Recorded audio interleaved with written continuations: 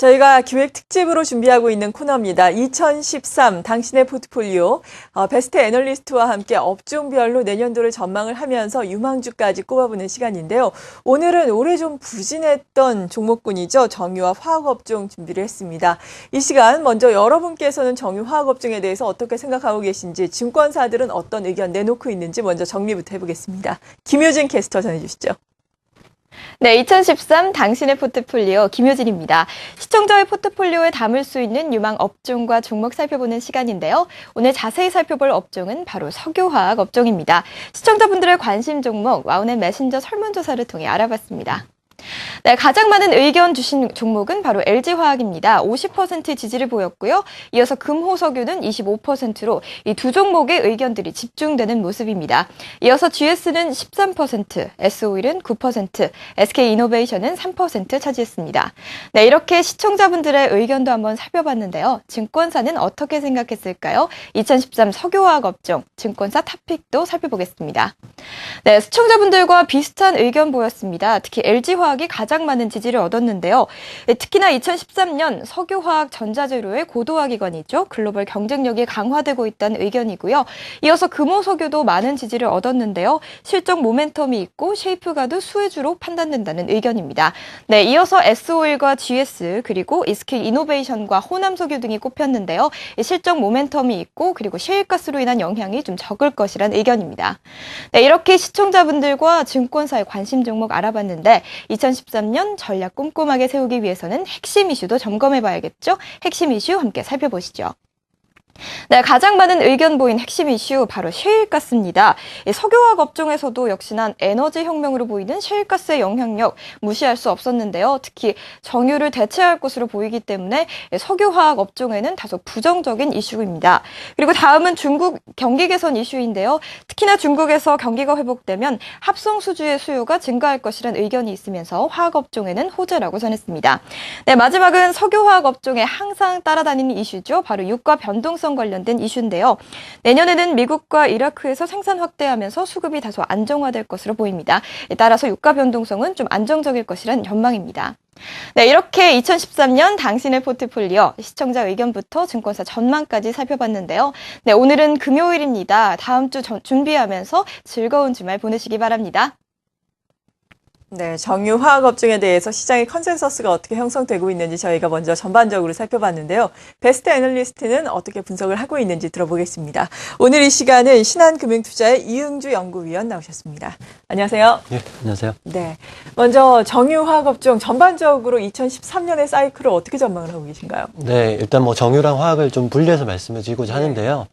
정유 쪽은 올해도 사실 나쁘진 않았는데 내년도 괜찮을 것 같습니다. 뭐 아시겠지만 그 석유 수요 자체는 경기가 좀 안 좋기 때문에 그렇게까지 많이 증가하지는 않을 것 같습니다. 올해에도 대략 한 80만 배럴 정도 석유 수요가 증가를 했었는데 내년도에도 뭐 그 정도로 생각을 하고 있습니다. 하지만 뭐 유럽이라든지 미국 쪽에서 노후 정유 설비들이 많이 폐쇄가 되고 있습니다. 그래서 네.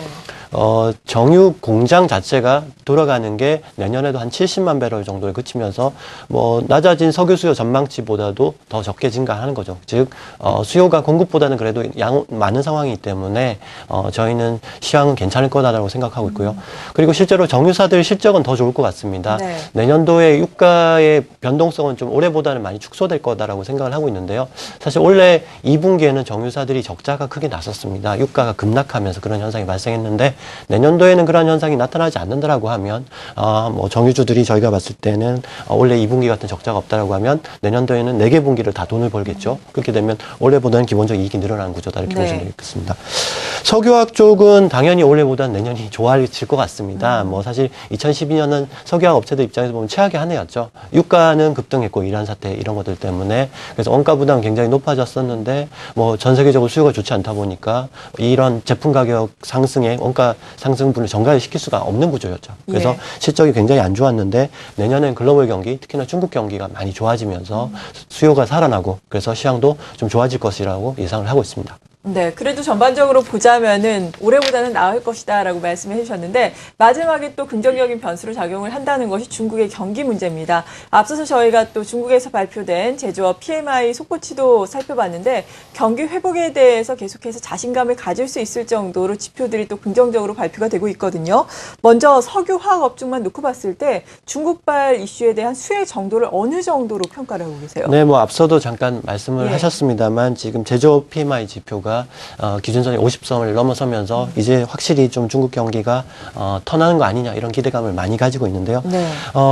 일반적으로 화학 섹터를 이제 중국 주식이라고 이렇게 말씀을 많이 하십니다. 근데 실제로 중국하고 한국 화학 업종하고 얼마나 많은 상관성이 있느냐? 굉장히 높습니다. 그러니까 한국 화학 업체들이 100을 만들어내면 40 정도는 내수에다 팔고요. 60 정도를 수출하는데 그 수출하는 물량을 100으로 보면 그중에 50% 정도가 중국으로 갑니다.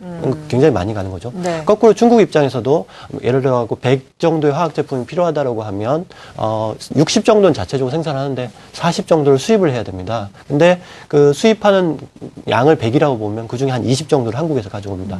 물론 뭐 최근에 중동 비중이 많이 높아졌습니다만 한국 입장에서 보면 여전히 중국이 최대 수출국이고 거꾸로 네. 중국 입장에서 보면 한국이 최대 화학 제품 수입국이죠. 그러다 보니까 중국 경기가 좋아지면 중국의 화학 제품 수입량이 늘어나고 당연히 한국 화학 업체들이 좋아지는 구조가 되겠습니다. 뭐 아시겠지만 올해 중국의 GDP 성장률이 7%대를 기록하면서 굉장히 경기가 부진한데 내년도에 다시 8% 성장대로 복귀를 한다라고 하면 화학 제품에 대한 수요도 늘어나고 이것이 실질적으로 화학 시장 개선에 많이 도움이 될 거다라고 보고 있고요. 특히나 이제 새롭게 출범한 중국의 지도부가 어떤 경기 부양책을 펼치는지 이것이 관건이라고 보시면 되겠습니다. 네, 어떻게 보면은 그러니까 화학 업황은 좀 중국 경기와 어느 정도 동조화가 된다라고 우리가 봐도 되는 네, 건가요? 맞습니다. 네. 반면에 정유 쪽은 중국의 경기와 어느 정도 상관성을 갖고 있는지 궁금한데요. 어떻습니까? 사실 정유 섹터는 예. 중국 모멘텀이 그동안 사실 없었습니다. 아, 예. 왜냐하면 이제 철강처럼 중국은 석유 제품은 자급하는 나라입니다. 오히려 수출까지 많이 하고 있습니다. 특히나 이제 우리가 석유 제품 중에서 이제 고부가가치 제품이 휘발유랑 이제 경유가 되겠는데 이런 것들을 전반적으로 수출을 하고 있었죠. 그렇기 때문에 이제 우리가 뭐 중국 얘기를 할 수가 없었는데 정유 시장에서는 근데 최근 들어갖고 좀 변화가 생기고 있습니다. 2010년 말부터 휘발유 경유 중에 경유는 이제 중국이 수입하는 나라로 전환하기 시작을 했습니다. 아무래도 이제 중국도 전력 사정이 좋지 못하다 보니까 전력을 강제적으로 끊는 경우가 많은데 각급 공장들은 이제 전력을 생산을 해야 되고요. 그러다 보니까 경유를 수입해서 공장을 돌리는 그런 사태들이 많이 발생하면서 2010년 말부터는 중국이 경유는 순수입국으로 전환이 됐고요. 문제는 휘발유입니다. 네. 휘발유는 여전히 수출을 많이 하고 있는데 이것도 최근 들어가고 좀 변화가 생기고 있습니다. 특히 올해 들어서 많은 변화가 생기고 있는데 작년까지만 해도 중국에서는 차는 많이 팔리는데 휘발유가 소비가 많이 안 늘어가지고 좀 고민이 컸었는데 올해부터는 중국에서도 휘발유 수요가 두 자릿수 기록하고 있습니다. 두 자리 네. 증가세를 기록하고 있는데 드디어 중국인들이 차를 끌고 놀러 다니기 시작했다는 거죠. 아, 예. 예. 그러면서 조만간 중국이 뭐 적어도 내년이나 내후년쯤에는 휘발유마저도 순수입국으로 전환이 될 것 같고요. 그렇게 본다라고 하면 중국이 경유에서 휘발유마저 수입을 한다라고 하면 아시아 정유주를 달리 봐야죠. 특히나 지리적으로 제일 가까운 한국 정유주들이 좀 수혜가 클 거라고 생각을 하고 있습니다. 네, 그건 좀 우리가 장기적으로 생각을 해볼 수 있는 그쵸, 네. 문제가 되겠네요. 그리고 앞서서 정유 쪽과 관련해서 가장 크게 우리가 이슈를 살펴볼 것이 국제유가의 동향이다. 네네. 올해는 상당히 변동성이 컸었는데 내년에는 좀 변화가 좀 적지 않겠느냐라고 예상을 해주셨거든요. 네네. 이 부분에 대해서는 보다 구체적으로 어떻게 봐야 될까요? 네, 사실 올해 2012년 두바이 기준, 우리한테 중요한 게 두바이니까요. 두바이 기준 유가가 109달러 정도 됐었는데, 뭐, 아까도 말씀하셨습니다만 변동성이 굉장히 컸습니다. 1분기 때는 이란 사태 때문에 굉장히 많이 올랐었고요. 그 다음에 지금 2분기 때는 뭐, 유럽 사태 때문에 급락을 했었는데, 내년에는 이제 이러한 지정학적 리스크가 크게 발생하지 않는다라고 하면, 유가는 올해보다 좀 낮은, 즉, 올해 평균이 109달러였다라고 하면 저희는 내년도는 한 104달러 정도로 예상을 하고 있습니다. 네. 특히나 이제 석유 수요 자체가 이제 수요가 그렇게까지 늘지는 않을 것 같고 공급적인 측면에서 보면 아까도 나왔습니다만 셰일 가스 이런 이슈 때문에 미국의 이제 원유 생산량이 많이 늘고 있고요. 또 이라크 쪽에서도 원유 생산을 많이 늘리고 있습니다. 사실 이렇게 보면 정유주는 유가에 베팅하는 섹터인데 정유주가 별로 재미가 없을 수도 있을 것 같은데 아까도 말씀을 드렸습니다만 그렇지 않습니다. 이제 정유주는 내년도도 정제 마진은 굉장히 안 안정적이고 네. 오히려 올해 같이 변동성이 없다라고 하면 올해 있었던 2분기에 대규모 적자가 없다라고 하면 내년도에는 이익도 더 증가할 겁니다. 그래서 저희는 정유는 괜찮게 보고 있습니다. 네. 그리고 앞서서 석유화학 같은 경우에도 내년에 긍정적으로 전망이 된다라고 말씀을 해주셨거든요. 그렇다면 사이클상 내년을 장기적인 호황 국면의 시작으로 우리가 볼 수 있는 건지 혹은 그냥 단기적으로 좀 좋아진다라고 봐야 하는 건지 궁금한데요. 사실 저는 후자라고 생각을 하고 있습니다. 예. 내년도에 이제 중국 경기 회복 때문에 화학 시장이 좀 살아나겠습니다만 중장기적으로 보면 여전히 좀 과제들이 많습니다. 일단 수요적인 측면에서 보면 당연히 이제 중국 경제가 이제는 이제 고성장 모드에서 저성장 모드로 전환됐다는 게 중요하겠죠. 그동안은 이제 뭐 2000년대부터 2010년대 이때까지는 중국 경제가 10% 이상의 성장을 하면서 많은 원자재를 흡수했죠. 그러면서 이제 화학 시장도 굉장히 좋았습니다만 이제는 중국 경제가 내수 중심의 저성장을 목표로 하고 있는 걸로 알고 있습니다. 그렇게 된다라고 하면 화학 제품에 대한 수요가 한 단계 레벨 다운이 될 것이다 이렇게 보고 있고요. 공급적인 측면에서는 문제가 이제 셰일가스죠.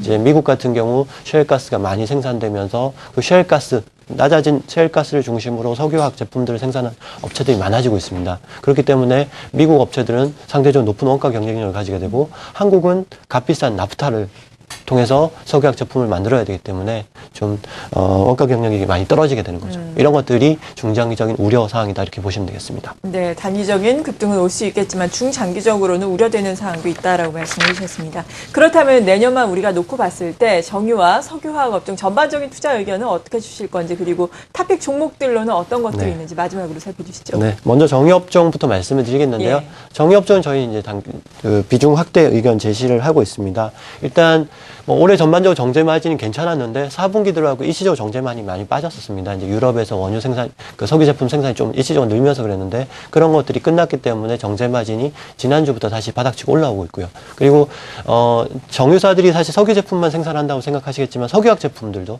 특히나 PX랑 그 벤젠 같은 석유화학 제품들을 많이 생산하는데 이쪽들이 수요는 좋지 않은데 공급 쪽이 축소되면서 지금 시장이 굉장히 좋습니다. 그래서 네. 정유사들이 석유화학 부문에서 굉장히 많은 돈을 벌고 있다 이렇게 보시면 되겠고 그리고 정유사들 밸류에이션이 굉장히 매력적이다 그렇기 때문에 정유업종 투자하자라고 말씀드리고 있고 업종 대표적인 SK이노베이션하고 GS를 저희 탑픽스로 제시를 하는데요.